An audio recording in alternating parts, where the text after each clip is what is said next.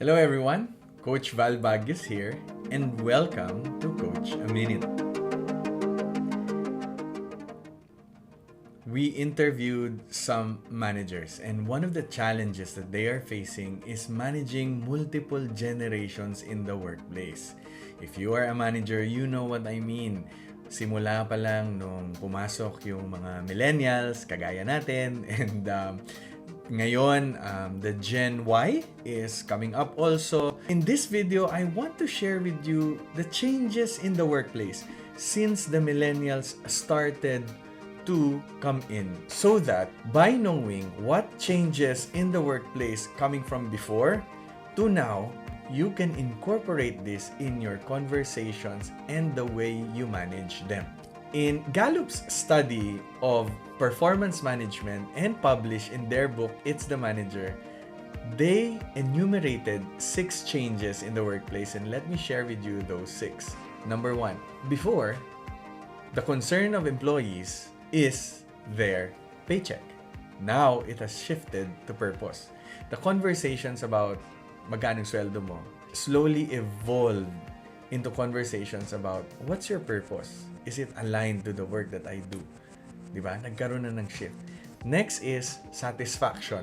From satisfaction, conversation shifted to development. Dati, ang importante lang, satisfied ka ba sa trabaho mo? Ngayon, pinag-uusapan na, are you learning? Diba? Are you developing as a professional in the work that you are doing? Next, from boss to coach. Dati, okay lang kapag ka medyo commanding ang approach sa management. Ngayon, coaching approach na ang required ng mga younger generation sa workplaces natin. Coaching approach meaning you draw out solutions from them. You draw out their ideas. You draw it from their strengths. I think the major contributor to this is information technology. Before, the manager has monopoly of information. Nowadays, with a click of a button in their mobile phone, minsan, mas marami pa silang information kesa sa atin as managers. And that's why it is best for us to approach them nowadays with a coaching approach. Next, from annual reviews to ongoing conversations. Before, performance conversations happen twice a year, if I'm not mistaken. The start and the end, or maybe mid and then towards the end. Or some annual. So, ibig sabihin, by the time you talk to them about their performance, the year has passed already. Now, more and more of the younger generation in our workforce require for us continuous conversation, ongoing, immediate feedback. And I believe one of the factors of this requirement for them is because their social interactions right now happen very fast. In the digital world, in social media, interactions, feedback, they already know right away if something that they said is good or something that they said might need to be adjusted. It is to our benefit also as managers for them to get immediate feedback on their performance so that they can adjust immediately so that it can affect results. Next, from weaknesses to strengths.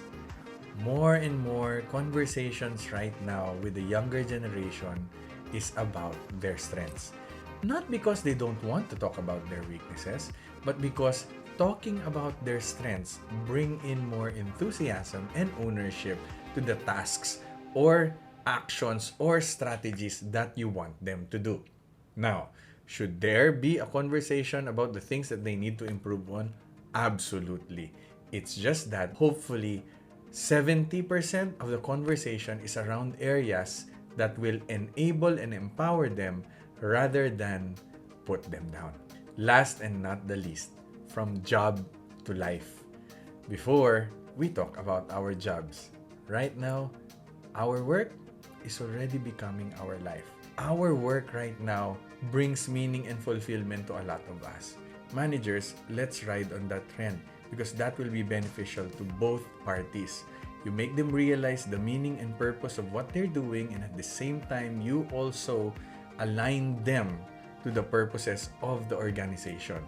That way, you engage them all the more. I hope that was helpful, and I hope that will change management conversations between you and your team members. See you!